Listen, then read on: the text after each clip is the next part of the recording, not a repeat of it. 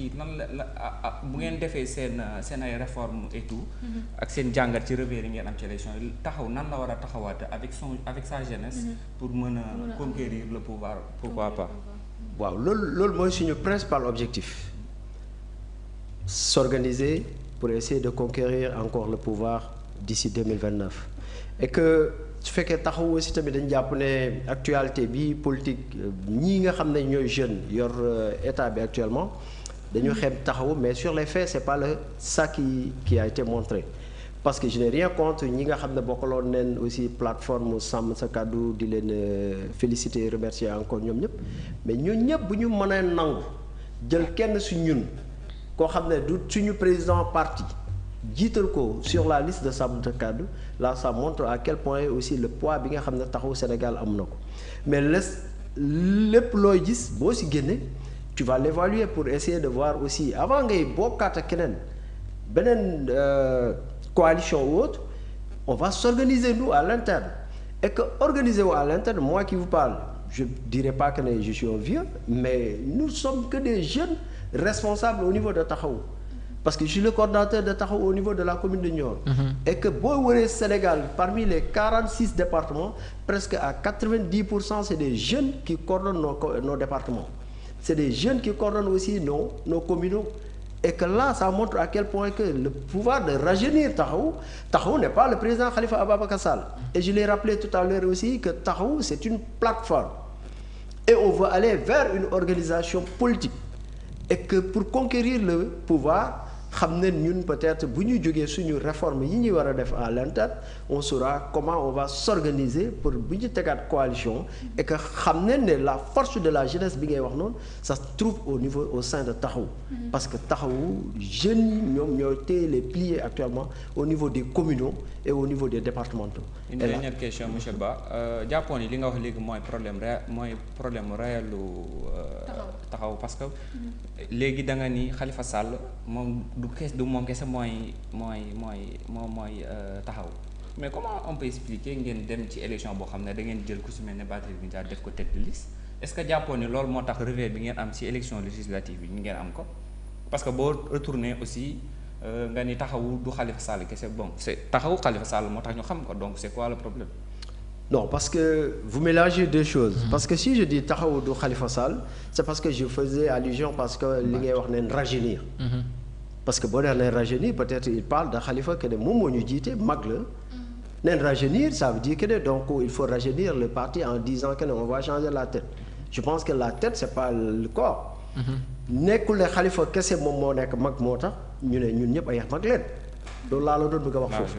léegi par contre le fait de prendre Barthélémy Dias mu jiite là ça montre à quel point encore là où se trouve la démocratie et que j'ai félicité tout à l'heure les autres responsables des autres coalitions ou partis politiques qui ont accepté de demander aux frères Barthélémy Dias de les diriger c'est pas du hasard parce que ñooñu ñëpp mënoo ma wax ne ñoom Anta Babacar Ngom Thierno Bocoum est-ce que ça c'est de la démocratie Pape Djibril Fall non Pape Djibril Fall Bougane Gueye non ñooñu mënuñ ñàkk benn vision politique ba nangoo ñëw ne ñun Barthélémy Dias doy nañu pour ñu jox ko tête de liste suñu sàmm sa kàddu et que je pense bien que les résultats yu ñu am Sénégalais yi peut-être dañuy bëgg toujours à chaque fois di revenir sur l'histoire mais toujours Sénégal depuis que alternance commencé fi am amul benn alternance bu am ñu ñëw jox la pouvoir bi après ñu dem élection législative duñu la jox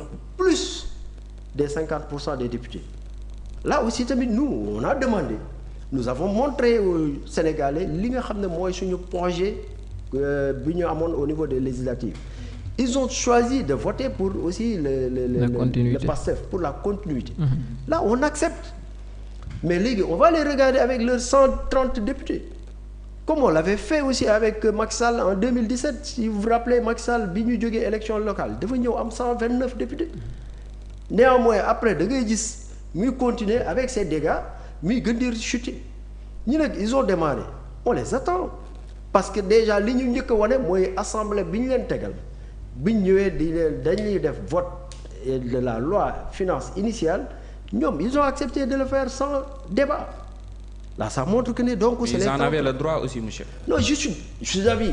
Ils en avaient le droit et raison pour laquelle ñoom comme que dégguma ba léegi ñoom ñu wax le contraire. Et si c'était tey Macky Sall moo ko def.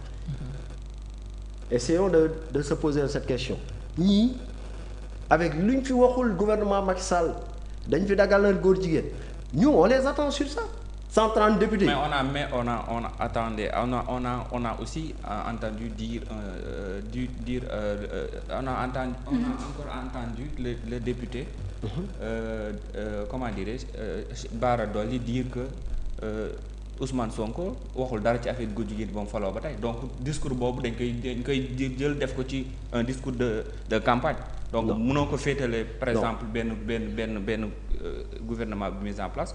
discours boobu dañoo seetlu ne chaque élection bu ñëwee opposition bi dañ koy jël di ko jéem a campagne.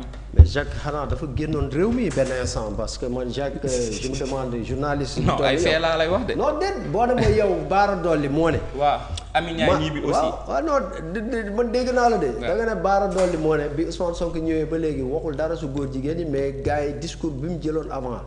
mais Mélenchon université Sénégal fii la waxee. xanaa Jacques de ko woon Sénégal ou bien peut-être da ngay dugg xulwa des fois parce que Bara Ousmane Sonko taxaw jàkkaarloog étudiants yi ne leen ñun góor jigéen dañ koy tolérer. mais c'est la réalité. C'est la réalité. Au Sénégal kenn toléré wu góor jigéen. D'accord, toi tu peux. Je vous donne l'exemple non je vous donne des faits kañ Kaolack gasuñ fii sulli nit ku dee. waxuñ góor jigéen de nit ku dee ñu ne woon góor jigéen la gas sulli ko lakk ko. Je pense que ça c'est des exceptions. Mais ça montre à quel point que ne tolérance. Tolérance kañ boo demee bañ na nit ki dee. Mais quand on parle de tolérance on parle pas d'acceptation. Non tolérer mooy. non je sais que ne yow yaa ngi def. En fait ça c'est une question d'interprétation. C'est une question d'interprétation. non tolérance bu ñu koy bëgg a waxaat ci olof mooy loo xam ne nii bu ma ñëwee su boutique bi. mu ngi jaay cigarette mu ngi jaay ndox mu ngi jaay lële.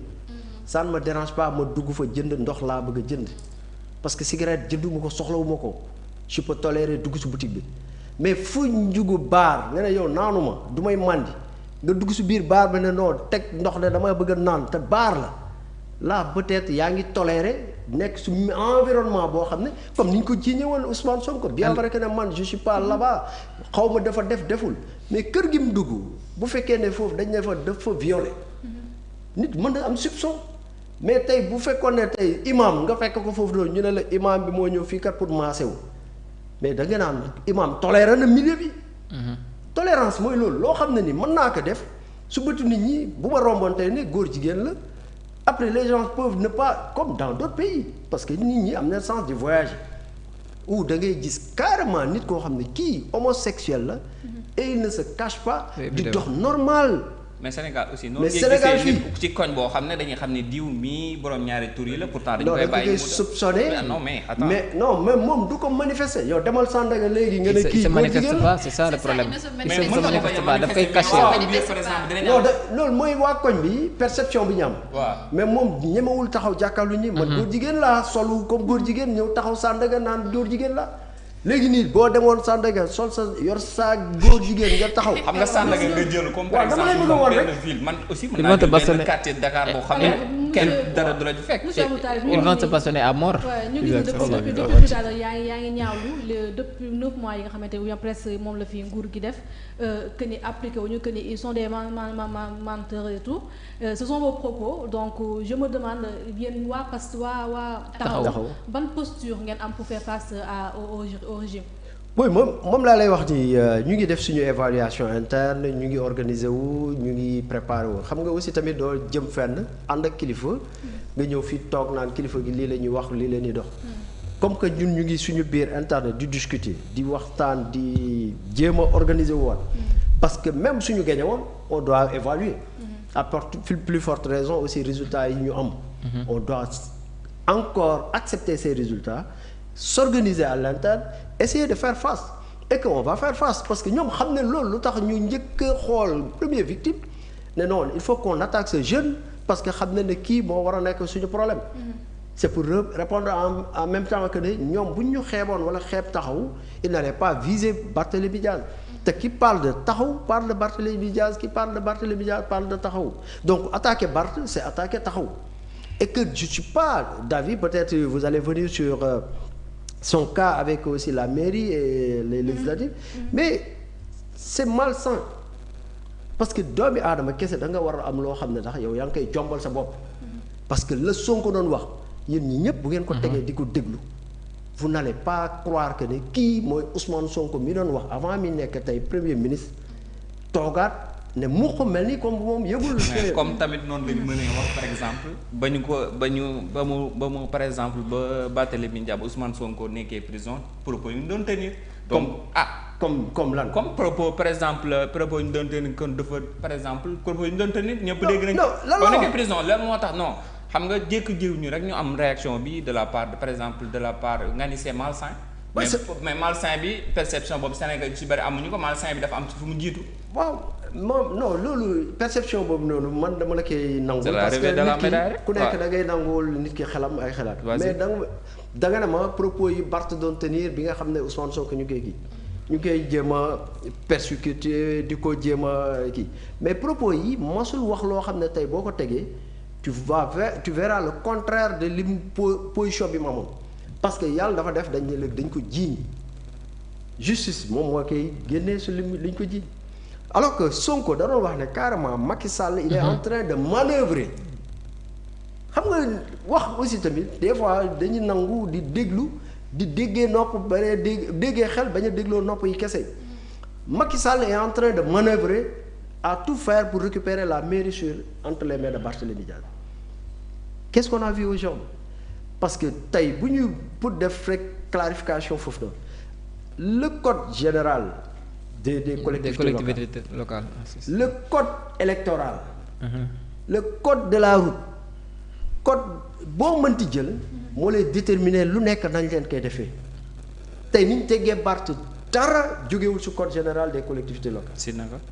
parce que ñoom dañ dem jëli ji sa code électoral yow pour nga nekk candidat ni ngay nekkee candidat mais kan moo ko jëli code boobu. waaw mais tey adjoint préfet. non c'est un citoyen d'abord c'est un citoyen. non arrêtons de nous leurrer. non on va pas arrêter parce que c'est un citoyen. c'est un citoyen waaw même mais le citoyen s'il pose un débat si l'on pose un débat yow en tant que autorité te ñoom ñu koy administratif tu dois avoir au moins benn base juridique fondement légal boo xam ne moom ngay basé wu pour répondre parce que nekkul loo demander pourquoi ngay demander des fois dara ñu ne la non c'est pas autorisé parce que tey man même bu ma dee citoyen ma interpeller le préfet l'adjoint au préfet doit répondre war nañu wax fan la teg moom lu tax mu ne Barth tu es démissionnaire maintenant en tant que conseiller municipal et que vous voyez les nuances yi ñuy jouer au lieu de dire que oui on va t'enlever en tant que maire alors que faut pas oublier que ne suñu élection municipale yi suffrage direct la foofu laa bëggoon ñëw Barth n'était pas sur la liste des conseillers